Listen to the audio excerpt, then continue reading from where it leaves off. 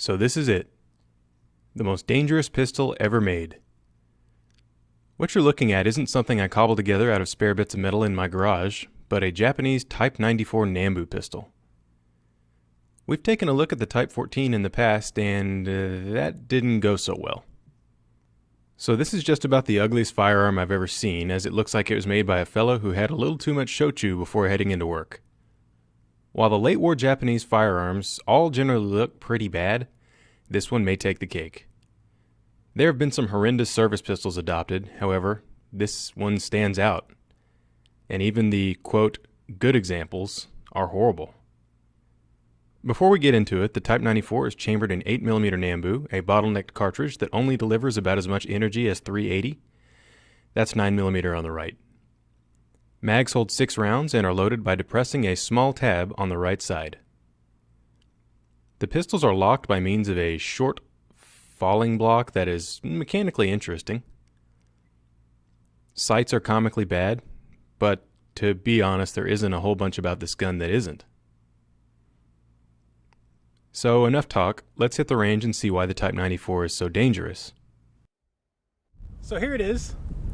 Pretty unassuming really looking. I mean, it's ugly, but a lot of late war Japanese guns are ugly. As long as they worked though, they were okay. So let's put some ear pro on, throw a round in. I'm gonna fire a couple shots just to make sure it works okay.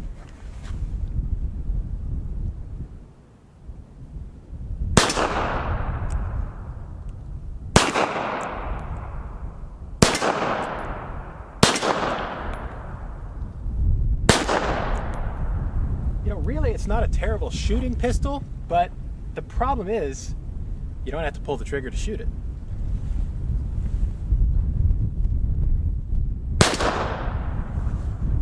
Let me show you why.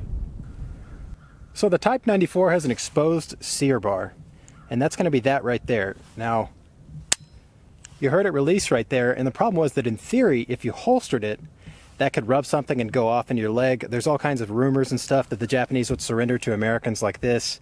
I don't know if those are substantiated or not, but I'm going to demonstrate one more time that you can in fact fire it without touching the trigger.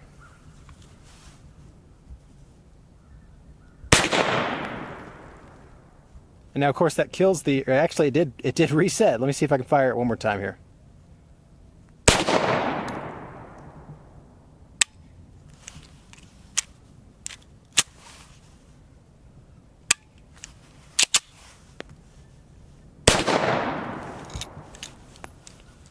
So yeah, in theory you could, I guess, compete in IDPA and not ever have to touch the trigger on this pistol.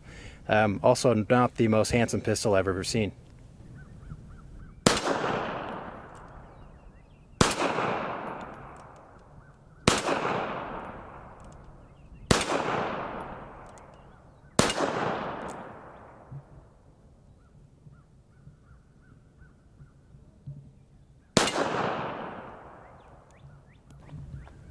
All right, I'm going to see if I can accurately shoot this gun without pulling the trigger.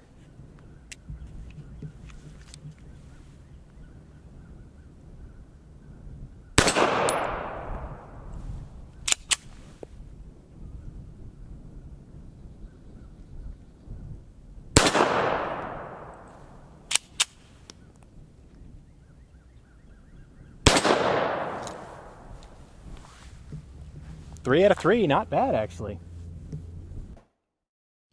So something tells me that the Type 94 would not make it through a modern firearm manufacturer's legal department. Other people will also basically become apologists for this pistol and say that it was meant to be carried without a round in the chamber and with the safety on at all times. The safety, of course, only blocks the movement of the sear bar, which is actually kind of funny in and of itself, but realistically they made over 70,000 of these, and the fact that something like that could happen. I mean, think if you were holstering your pistol, it's possible that you could bump that sear bar and shoot yourself in the leg. That is not something you want to happen if you're stuck inside of a tank or, well, really at any point ever when you're doing anything. But this is a terrible gun. It's extremely dangerous if you don't know what you're doing.